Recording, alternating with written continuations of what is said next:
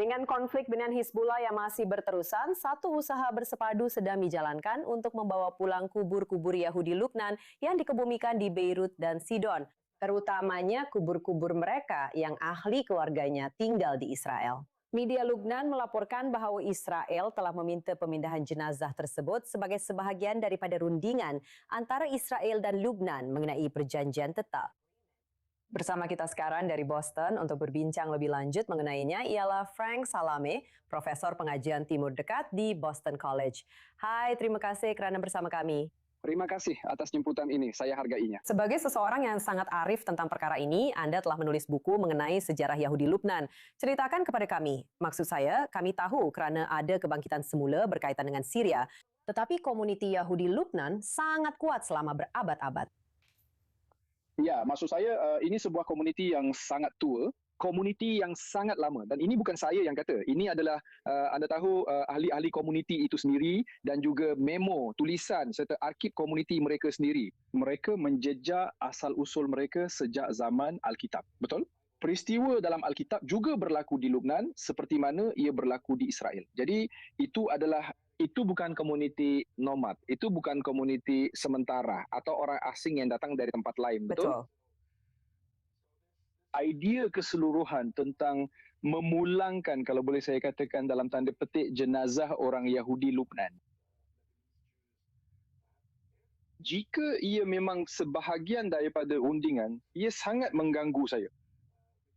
Kerana ia menyumbang dalam satu cara kepada penghapusan sejarah Yahudi dari sejarah Lubnan moden. Jadi bukan sahaja orang Yahudi seolah-olah diasingkan dari Lubnan yang berakhir pada awal 1990-an.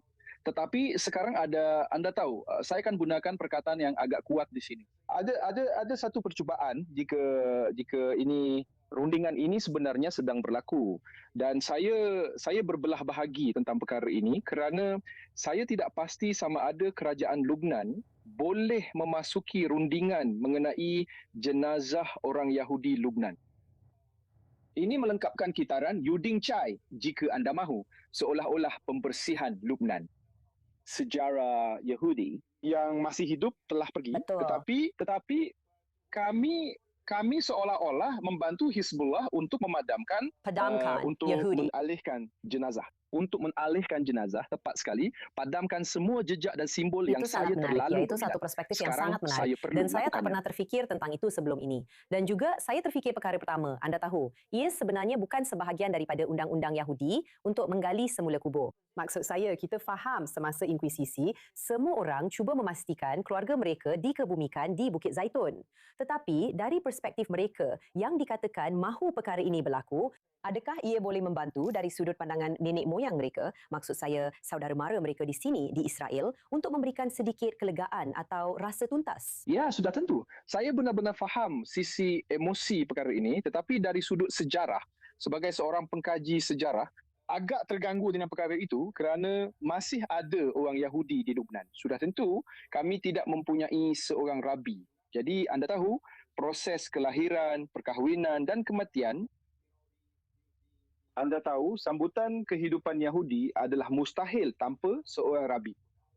Biasanya, sehingga tahun 1990-an, Lubnan akan mengimport seorang rabi dari Turki untuk melaksanakan upacara terakhir dan sebagainya.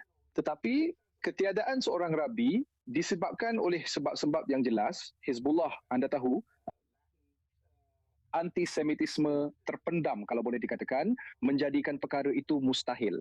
Jadi komuniti itu perlahan-lahan sedang pupus.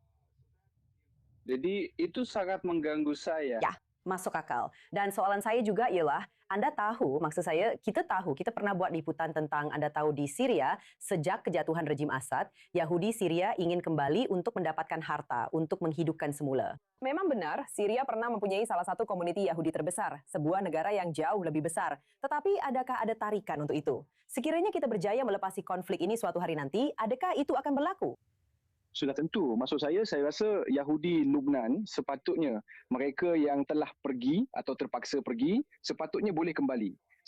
Anda tahu, saya ada keraguan yang serius tentang mereka. Anda tahu. kembali ke Lubnan untuk mewujudkan semula kehadiran mereka.